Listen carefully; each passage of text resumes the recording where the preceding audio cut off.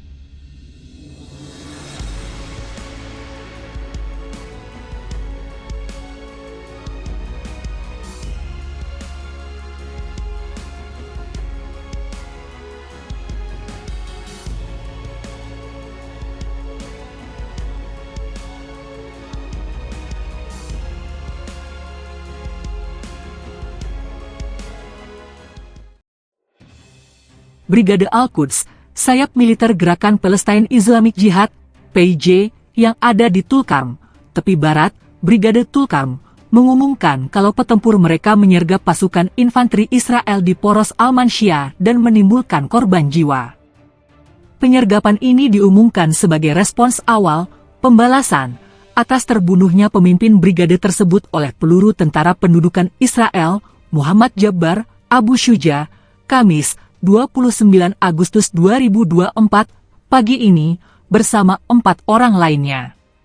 Di Jenin, Batalion Jenin yang juga berafiliasi dengan Brigade Al-Quds menegaskan kalau para petempurnya terlibat dalam bentrokan sengit dengan pasukan Israel di medan pertempuran dan mengklaim berhasil menimbulkan korban langsung di pihak musuh.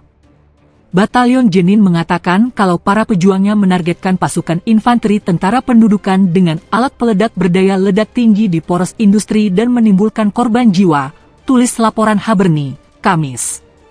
Sementara itu, perusahaan telekomunikasi Palestina mengumumkan penghentian layanannya di Kegubernuran Jenin karena kerusakan peralatan akibat operasi Israel. Komandan Batalion Tulkarm di Brigade Al-Quds, Muhammad Jabbar alias Abu Syuja dilaporkan meninggal dalam pertempuran melawan serbuan tentara pendudukan Israel, Jumat, 19 April 2024. Komandan Batalion Tulkarm di Brigade Al-Quds, Muhammad Jabbar alias Abu Syuja dilaporkan meninggal dalam pertempuran melawan serbuan tentara pendudukan Israel. Haberni Ho, ayah Abu Syuja, kematian putraku tak akan menghentikan perlawanan. Brigade Al-Quds sebelumnya mengonfirmasi kalau Muhammad Jabbar, komandan Brigade Tulkarm gugur dalam perlawanan terhadap operasi militer besar-besaran IDF ke berbagai kota di tepi barat bagian utara yang berlangsung sejak Rabu, 27 Agustus 2024 tersebut.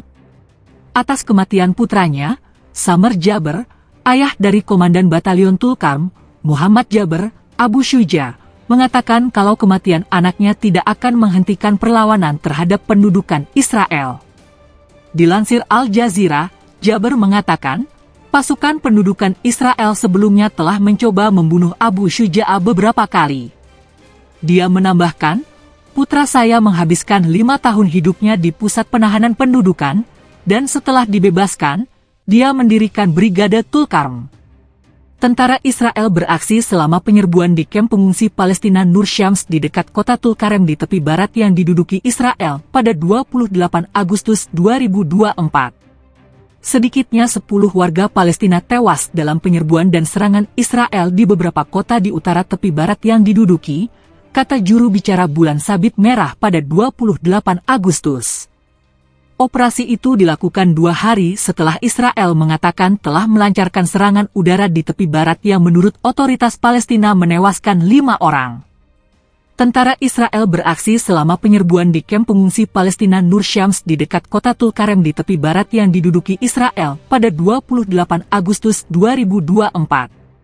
Sedikitnya 10 warga Palestina tewas dalam penyerbuan dan serangan Israel di beberapa kota di utara tepi barat yang diduduki, kata juru bicara Bulan Sabit Merah pada 28 Agustus.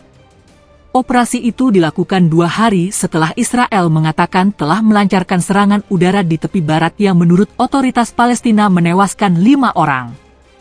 Operasi militer besar-besaran Israel di tepi barat dapat restu AS. Operasi militer besar-besaran yang dimulai Israel di tepi barat Rabu tersebut mendapat perhatian dari berbagai media internasional. Beberapa laporan mengatakan kalau Amerika Serikat, AS, sepenuhnya menyadari adanya agresi militer besar-besaran itu dan telah memberi lampu hijau kepada Israel untuk melaksanakannya. Menurut New York Times, tentara Israel hampir setiap hari melancarkan serangan di kota-kota Palestina di tepi barat sejak 7 Oktober, namun operasi pada Rabu tampaknya berbeda dari operasi pendahulunya. Surat kabar tersebut menunjukkan kalau serangan Israel gagal mengekang apa yang digambarkannya sebagai kelompok bersenjata mengacu pada milisi perlawanan di tepi barat, namun serangan tersebut membahayakan nyawa ribuan warga sipil Palestina dan menempatkan mereka di garis tembak. The Washington Post mengutip Mahmud Al-Saadi, Direktur Cabang Masyarakat Bulan Sabit Merah Palestina di Jenin, yang mengatakan kalau kendaraan tentara Israel mengepung jalan menuju rumah sakit dan mendirikan pos pemeriksaan di Jenin, yang memperlambat kerja ambulans. Bantuan Medis untuk Palestina, sebuah organisasi amal Inggris, juga menyatakan dalam pernyataannya bahwa serangan dan pelecehan personel IDF terhadap petugas kesehatan merupakan pelanggaran hukum kemanusiaan internasional. Di Israel, surat kabar Haaretz mengatakan kalau tindakan hukuman AS baru-baru ini terhadap pemukim ekstremis Israel adalah upaya terbaru Washington untuk mengakhiri memburuknya situasi keamanan di tepi barat.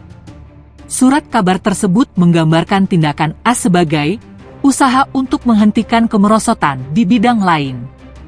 Laporan tersebut mengatakan bahwa sanksi-sanksi ini melewatkan meningkatnya permusuhan publik yang dilakukan pejabat Amerika terhadap menteri-menteri Israel yang ekstremis.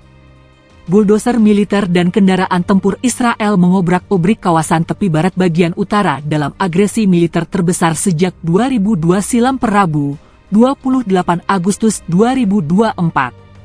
Buldoser militer dan kendaraan tempur Israel mengobrak-abrik kawasan tepi barat bagian utara dalam agresi militer terbesar sejak 2002 silam.